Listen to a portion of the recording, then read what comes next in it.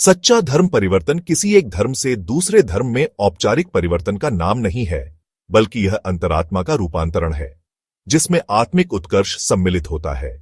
वस्तुतः यही वह शक्ति है जो असंत जीवन पद्धति से संतत्व की ओर मनुष्य को अग्रसर करती है। अक्सर ऐसा परिवर्तन किसी गहन संकट, यहां तक कि शारीरिक कष्ट के माध्यम से होता है। विश्वास यह है कि ऐसे समय में स्वयं भगवान हस्तक्षेप करते हैं और अपने चयनित भक्त को अत्यंत कष्टदायक अनुभवों से गुजरने देते हैं, ताकि अंततः उसकी आत्मा का उद्धार हो सके। जब ईश्वर की कृपा इस प्रकार प्रकट होती है, तो इसे कहते हैं पहले बाधा उत्पन्न करना और फिर उद्धार करना, तदुत्तात कोल्लल। ठीक यही घटना घटित हुई तिरुनावुक्करसर 7वीं शताब्दी ईस्वी के जीवन में, जो तिरुज्ञान संबंधर के वरिष्ठ समकालीन थे और दक्षिण भारत के शैव संप्रदाय के 4 प्रमुख आचार्यों समयाचार्यों में से एक माने जाते हैं। अप्पर नाम से तिरुनावुक्करसर की पहचान उसी समय से हुई जब बाल संत संबंदर ने पहली भेंट पर उन्हें स्नेहपूर्वक अप्पा अर्थात हे पिता कहकर संबोधित किया। तेवारम का जो प्रथम 7 तिरुमुरै खंड माने जाते हैं, उनमें से पहले 3 संबंदर की रचनाएं हैं और अगले 3 अर्थात चौथा, 5वां और 6ठा तिरुनावुक्करसर की कृतियां हैं। दक्षिण आर्कोट जिले के तिरुवामूर नामक ग्राम में एक धर्मपरायण वेलाल दंपत्ति पुगलनार और मादिनियार रहते थे। उनके घर में पहले एक पुत्री का जन्म हुआ जिनका नाम तिलकवती रखा गया। उसके बाद एक पुत्र हुआ मरुलनिक्कियार, जो आगे चलकर तिरुनावुक्करसर कहलाए।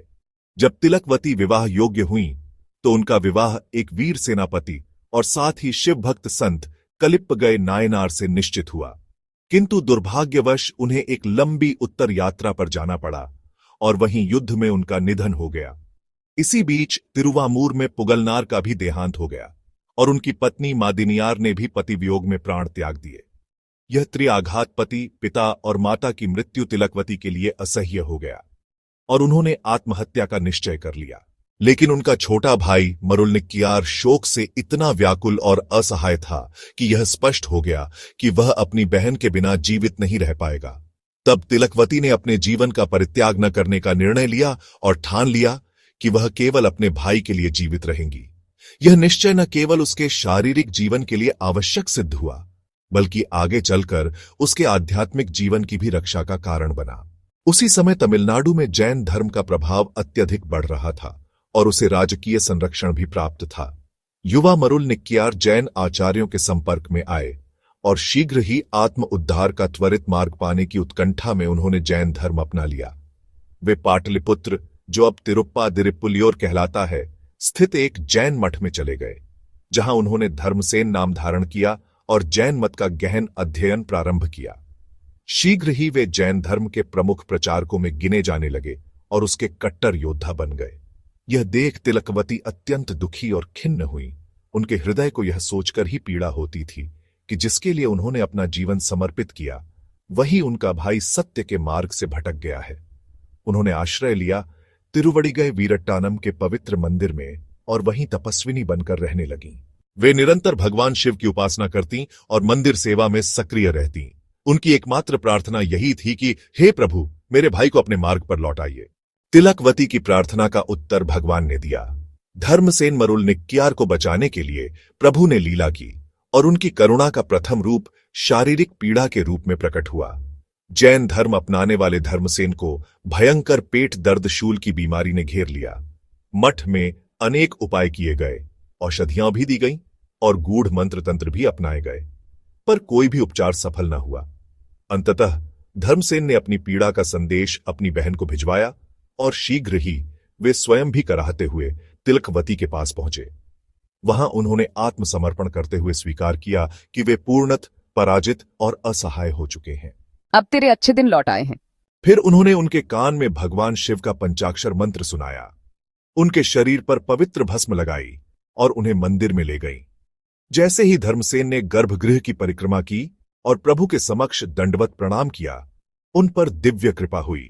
उन्हें ईश्वर प्रदत्त काव्य शक्ति प्राप्त हुई। उनके हृदय से सहज ही कविता फूट पड़ी। पहला पद ही उनके पश्चाताप और करुण पुकार से भरा हुआ था।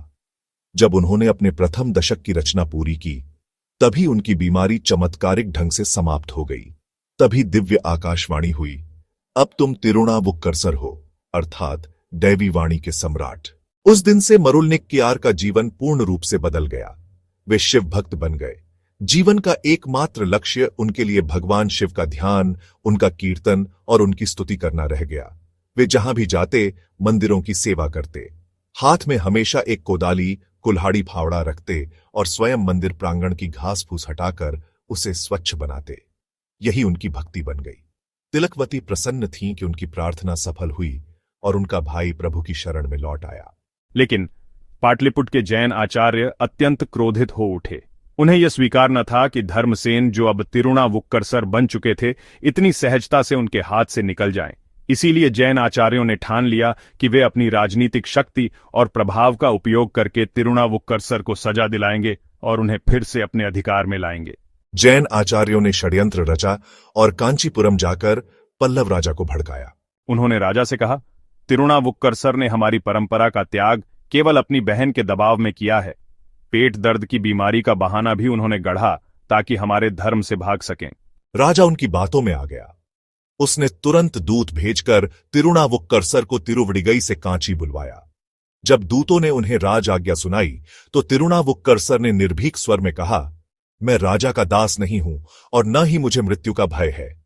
परंतु दूतों ने विनती की कि यदि वे न चलें तो राजा का कोप उन पर गिरेगा। उनकी व्यथा देखकर संत उन पर दया कर गए और कांचीपुरम पहुंचकर राजा का सामना किया।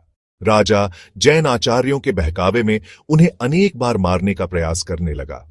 यह दृश्य वही था जैसे प्राचीन काल में हिरण्यकशिपु ने प्रहलाद को यातनाएं दी थीं। पहले उन्हें चूने की भट्टी में डाल दिया गया। वहां संत ने प्रभु के चरणों की शरण का गुणगान करते हुए एक अमृतमय पदावली गाई।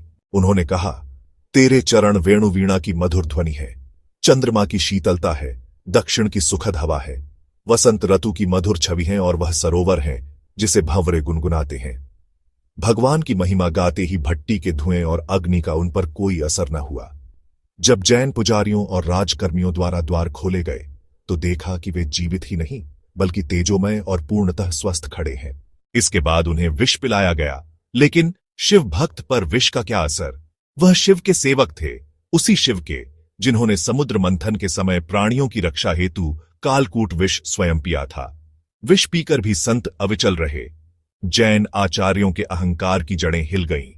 उन्होंने अंतिम उपाय सोचा। राजा के हाथी को उकसाकर संत को रौंदने का आदेश दिया गया। हाथी क्रोध में दौड़ा, लेकिन जैसे ही तिरुणावुक्करसर के पास पहुंचा वह शांत हो गया। हाथी ने संत के चरणों में प्रणाम किया, उनके चारों ओर परिक्रमा की और फिर मुड़कर उन्हीं जैन आचार्यों की ओर झपटा। जैन आचार्य भयभीत होकर इधर उधर भागने लगे और हाथी से प्राण बचाकर भाग खड़े हुए। जैन आचार्य अब पूरी तरह हताश हो चुके थे। अंत में उन्होंने राजा को अंतिम उपाय सुझाया, इस व्यक्ति को भारी पत्थर से बांधकर समुद्र में फेंक दो ताकि इसका अंत हो जाए। राजा ने वही किया। तिरुणावुक्करसर को पत्थर से बांधकर समुद्र में डाल दिया गया, परंतु अद्भुत चमत्कार हुआ। वह पत्थर डूबने के स्थान पर तैरने लगा और रस्सियां अपने आप टूट गईं। उस समय संत ने भगवान का स्मरण करते हुए गाया, यद्यपि मुझे पत्थर से बांधकर समुद्र में फेंका गया है, परंतु ओम नमः शिवाय ही सच्चा उद्धार है। कुछ ही समय में वे सुरक्षित होकर तिरुप्पादिरिप्पुलियूर के किनारे पहुंचे। वहां के शिव भक्तों ने उनका अपार हर्ष और भक्ति के साथ स्वागत किया। अब उनके सब कष्ट समाप्त हो चुके थे। वे सीधे मंदिर में गए, भगवान की आराधना की और उनके चरणों में अपनी पूर्ण निष्ठा और अनन्य भक्ति समर्पित की। फिर वे उसी तिरुवडिगई लौटे जहां भगवान ने उन्हें पहले मार्ग दिखाया था। यह समाचार सुनकर स्वयं पल्लव नरेश महेंद्र विक्रम वहां आए। वे संत के चरणों में गिर पड़े और रोते हुए क्षमा मांगी। राजा ने स्वीकार किया कि उन्होंने जैन आचार्यों की बातों में आकर बड़ी भूल की थी और अपने पितृधर्म शैव धर्म का अपमान किया था। संत ने राजा को आशीर्वाद दिया। राजा पुनः शिव भक्त बने और उन्होंने तमिलनाडु में शैव धर्म के पुनः स्थापन में महत्वपूर्ण योगदान दिया। तिरुणावुक्करसर ने शेष जीवन प्रभु और उनके भक्तों की सेवा में बिताया। वे एक एक मंदिर में जाते, भगवान शिव की स्तुति गाते और हाथ में कुदाल लेकर मंदिरों के प्रांगण की सफाई करते। उनके जीवन में अनेक चमत्कार हुए, पर वे सदा विनम्रता से कहते, यह सब प्रभु की ही लीला है, मैं कुछ नहीं हूं। मेरे जीवन का बचना और प्रभु की महिमा का गान करना ही सबसे बड़ा चमत्कार है। एक बार तिरुप्पेनाकटम नामक तीर्थ पर उन्होंने भगवान से प्रार्थना की, हे प्रभु, मेरे शरीर को पवित्र कर दीजिए। मेरे भुजाओं पर आपके त्रिशूल और नंदी के चिन्ह अंकित हो जाएं। प्रभु ने उनकी प्रार्थना सुन ली। एक दिव्य दूत प्रकट हुआ और उनके दोनों भुजाओं पर त्रिशूल और नंदी की छाप अंकित कर दी। इस प्रकार उनका तन मन सदा के लिए शिवमय हो गया। तिरुनावुक्करसर ने अपने जीवन प्रवास में आगे चलकर चिदंबरम की यात्रा की। वहां उन्होंने प्रभु नटराज, विश्व नर्तक के अद्वितीय दर्शन किए और अपनी आत्मा को झकझोर देने वाले पदों में उस दिव्य अनुभव का वर्णन किया। इसके बाद वे शिरकाली पहुंचे, जहां उनका मिलन बाल संत ज्ञान संबंदर से हुआ। शिरकाजी में बाल संत तिरुज्ञान संबंदर की महिमा दूर दूर तक फैल चुकी थी। इसी समय अप्पर, जिन्हें तिरुनावुक्करासु कहा जाता है, वहां पहुंचे ताकि वे इस बाल संत से मिल सकें। संबंधर ने जैसे ही वरिष्ठ संत के आने का समाचार सुना, वे खुशी और उत्साह से भर गए। तुरंत जाकर उन्होंने अप्पर का आदरपूर्वक स्वागत किया। दोनों संतों ने एक दूसरे का अभिवादन किया और तुरंत घनिष्ठ मित्र बन गए। उनका स्नेह और आत्मीयता देखते ही बनती थी। इसके बाद दोनों संत मिलकर अनेक पवित्र मंदिरों और तीर्थों की यात्रा करने लगे। हर स्थान पर उनकी भक्ति और कृपा से श्रद्धालु अत्यंत प्रसन्न हुए। उनकी उपस्थिति से भक्तों का हृदय शिव भक्ति से भर गया। इस यात्रा में संबंधर ने अपने पिता से कहा कि वे घर पर ही रुक जाएं, पर उनके पिता उन्हें छोड़कर नहीं गए। इस प्रकार बाल संत संबंधर और अप्पर साथ साथ चलकर भगवान शिव की महिमा का प्रचार करते रहे और लोगों के हृदयों में भक्ति की गहरी छाप छोड़ते गए। यह मिलन संबंधर के जीवन की अत्यंत प्रेरणादायक घटना थी, जिसने उनके भक्तिमय कार्यों को और भी उज्जवल बना दिया। फिर संत ने इच्छा की कि वे चोल देश के शिव मंदिरों की तीर्थ यात्रा करें। ज्ञान संबंधर उन्हें तिरुक्कोलक्का तक साथ लेकर गए। एक एक पवित्र स्थल का दर्शन करते हुए वे अंततः तिरुच्चट्टीमुरम पहुंचे। यहां उनके हृदय में आकांक्षा जगी, हे प्रभु, आपके चरण कमल मेरे शीश पर अंकित हो जाए। भगवान ने उन्हें निर्देश दिया कि वे नल्लूर जाएं। नल्लूर के मंदिर में जब संत प्रभु को प्रणाम कर उठ रहे थे, उसी क्षण भगवान शिव ने अपने दिव्य चरण उनके मस्तक पर रखकर उन्हें आशीर्वाद दिया। यह उनके जीवन का अमूल्य क्षण था। कुछ समय बाद संत तिंगलूर पहुंचे। वहां एक अद्भुत शिवभक्त रहते थे, अप्पूदी अडिगल। वे तिरुनावुक्करसर की महिमा से इतने प्रभावित थे कि उन्होंने अपने बच्चों से लेकर समाज सेवा संस्थाओं तक हर वस्तु को तिरुनावुक्करसर नाम दे दिया था। जब संत उनके घर पहुंचे तो अप्पूदी अडिगल अत्यंत प्रसन्न हुए और उन्होंने अपने गुरु के सम्मान में एक भोज की तैयारी की। पत्तल के लिए केले के पत्ते लाने हेतु उन्होंने अपने पुत्र को बगीचे में भेजा, परंतु दुर्भाग्य से वहां एक सर्पदंश से उस बालक की मृत्यु हो गई। मृत्यु के क्षण में भी बालक ने पत्ते अपनी मां को सौंप दिए और प्राण त्याग दिए। उस दुखद स्थिति में भी अप्पूदी अडिगल और उनकी पत्नी ने अपने शोक को दबा लिया। वे सोच रहे थे, यदि गुरु को यह समाचार देंगे तो वे भोजन स्वीकार नहीं करेंगे। यह अपवित्रता हमारी भक्ति में बाधा न बने। तिरुनावुक्करसर अपनी दिव्य दृष्टि से सब समझ चुके थे। उन्होंने आदेश दिया कि उस बालक का शव मंदिर के द्वार पर लाया जाए। फिर वे प्रभु का स्मरण कर आर्त स्वर में एक दशक गाने लगे। चमत्कार हुआ, बालक पुनः जीवित हो उठा। उसके बाद संत ने अप्पूदी अडिगल के घर प्रेम पूर्वक भोजन ग्रहण किया और कुछ दिन उनके साथ अतिथि रूप में रहे।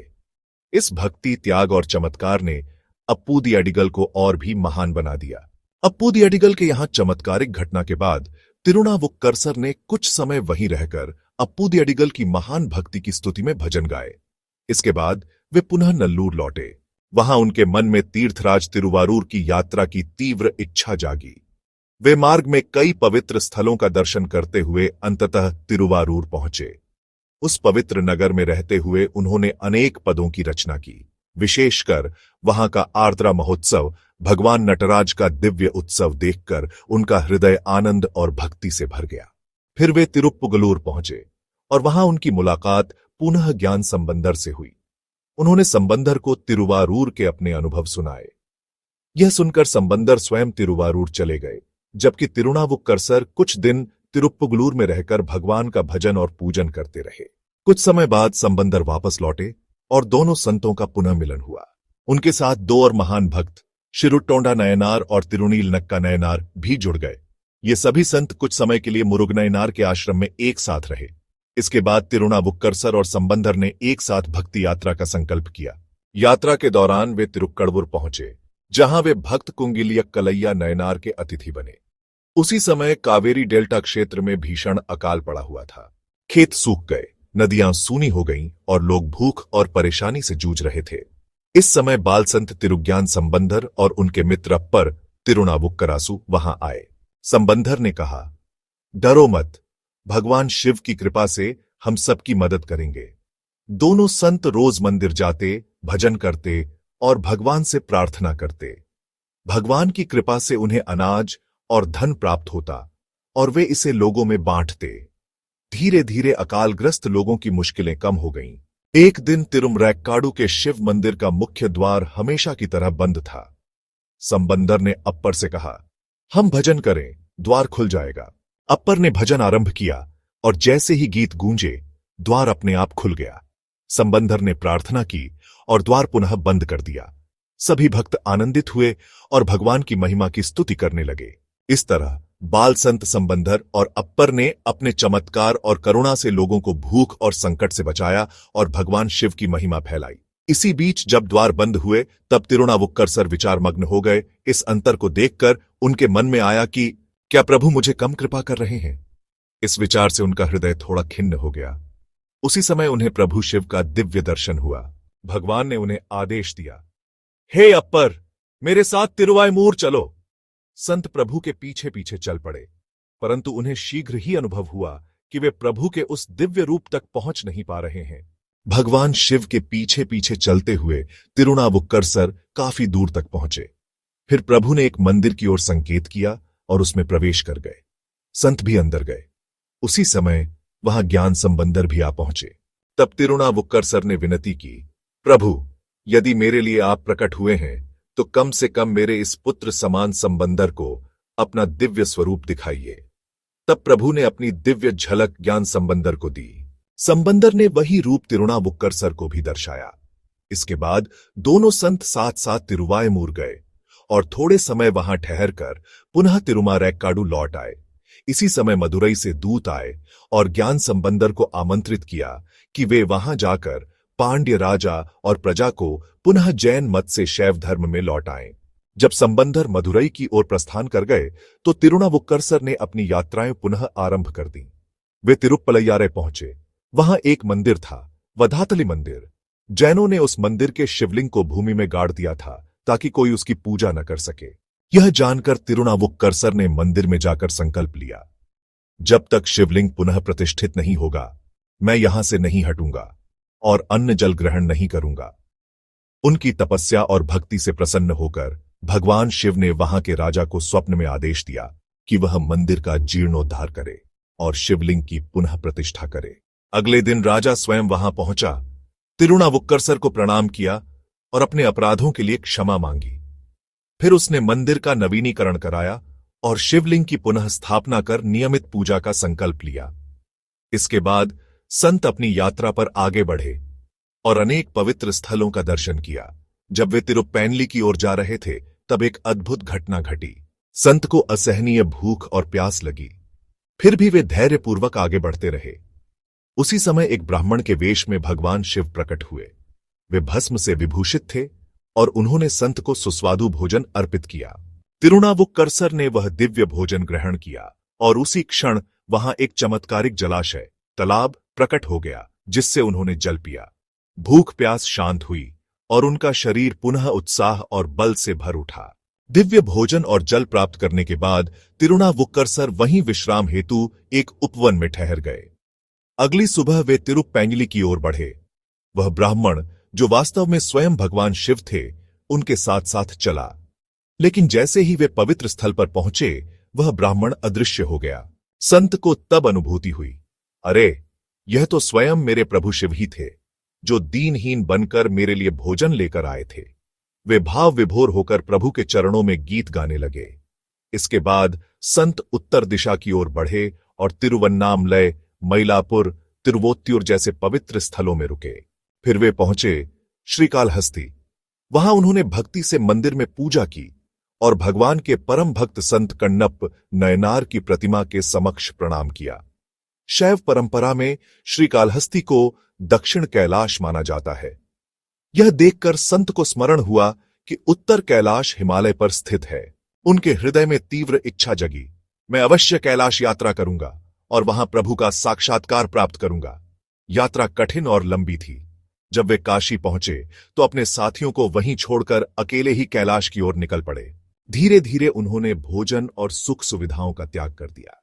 लगातार चलते चलते जब उनके पांव थककर काम न करने लगे तो वे हाथों के बल आगे बढ़े। फिर हाथ भी थक गए तो वे घुटनों और छाती के बल रेंगने लगे। अंततः उनकी हड्डियां टूट गईं और शरीर थककर चूर हो गया। अब वे आगे एक कदम भी न बढ़ सके। तभी भगवान शिव ने उन्हें देखा और करुणा से भर उठे। उन्होंने एक रस्सी का रूप धारण किया और संत के सम्मुख प्रकट हुए। फिर अपने वास्तविक स्वरूप का दर्शन कराते हुए बोले, वत्स, अभी तुम्हें कैलाश नहीं आना है। प्रभु ने उन्हें उठने को कहा। ज्यों ही उन्होंने उठने का प्रयास किया, उनका शरीर स्वस्थ, पूर्ण और शक्तिशाली हो गया। भगवान ने समीप के एक दिव्य जलकुंड की ओर संकेत करते हुए कहा, इसमें स्नान करो, तुम्हें तिरुवैयारू में कैलाश का साक्षात्कार प्राप्त होगा। संत ने श्रद्धा से उस कुंड में स्नान किया और जब बाहर निकले तो वे चमत्कारिक रूप से तिरुवैयारू में प्रकट हो गए। वहां उन्हें कैलाश का अद्भुत और दिव्य दर्शन हुआ। वे कुछ समय के लिए उसी आनंद में खो गए। उनका हृदय उमंग और प्रेम से भर उठा। वे प्रभु के चरणों में गीत गाने और नृत्य करने लगे। परंतु फिर धीरे धीरे प्रभु ने उस दिव्य दर्शन को अपनी लीला से ओझल कर लिया। कैलाश दर्शन के पश्चात यद्यपि संत तिरुनावुक्करसर कुछ क्षण के लिए खिन्न हुए, पर शीघ्र ही उन्होंने समझ लिया कि यह सब भगवान शिव की अनंत कृपा और लीला ही है। उनके हृदय में गहरा संतोष भर गया। इसके बाद उन्होंने अनेक पवित्र स्थलों की यात्रा की। तिरुप्पुंतुरुत्ती में उन्होंने एक मठ की स्थापना की और वहीं ठहर गए। उसी समय मदुरई से अपने धर्म कार्य को पूर्ण कर लौट रहे संत संबंदर को उनके वहां होने का समाचार मिला। वह तुरंत मठ में आए। जब संबंदर का पालकी में आगमन हुआ तो तिरुनावुक्करसर स्वयं विनम्र भाव से पालकी उठाने वालों में सम्मिलित हो गए। यह देखकर संबंदर स्तब्ध रह गए। इतने बड़े महात्मा, जिनकी कीर्ति आकाश छू रही थी, इतनी अद्भुत विनम्रता और अहंकार शून्यता का उदाहरण बने। उस भेंट के पश्चात तिरुनावुक्करसर मदुरई की ओर बढ़ गए। वहां उन्होंने पांड्य राजा, रानी और मंत्रिमंडल से भेंट की और उनके द्वारा किए गए शैव सेवा कार्य की सराहना की। फिर वे दक्षिण दिशा में आगे बढ़े और अंततः रामेश्वरम तक पहुंचे। वहां से पुनः कोला प्रदेश लौटकर वे तिरुप्पुगलूर पहुंचे। यहां भगवान ने उनकी निष्ठा की परीक्षा ली। एक दिन जब वे मंदिर प्रांगण की निराई गुड़ाई कर रहे थे, जहां जहां उनकी कुदाल पड़ी वहां सोना और मणिमाणिक्य प्रकट होने लगे। परंतु संत के लिए तो मिट्टी और सोना, पत्थर और हीरे सब समान थे। शुभ नक्षत्रों और मंगलमय दिन में संत तिरुनावुक्करसर प्रभु शिव में विलीन हो गए। भक्त समुदाय पर मानो करुणा और भक्ति की वर्षा कर वे शिवधाम को प्रस्थान कर गए। यह कथा हमने अनेक स्रोतों और उपलब्ध ग्रंथों से श्रद्धापूर्वक संकलित की है। हमारा प्रयास रहा है कि इसे यथासंभव सही और मौलिक रूप में प्रस्तुत किया जाए। यदि कहीं कोई त्रुटि रह गई हो तो कृपया उसे भक्ति भाव से क्षमा करें और इस कथा को भक्तमाल की परंपरा का एक अंश मानकर स्वीकार करें। हमारा उद्देश्य केवल एक है, संतों की दिव्य गाथा हर हृदय तक पहुंचे और भक्ति की ज्योति प्रज्वलित हो। हर हर महादेव।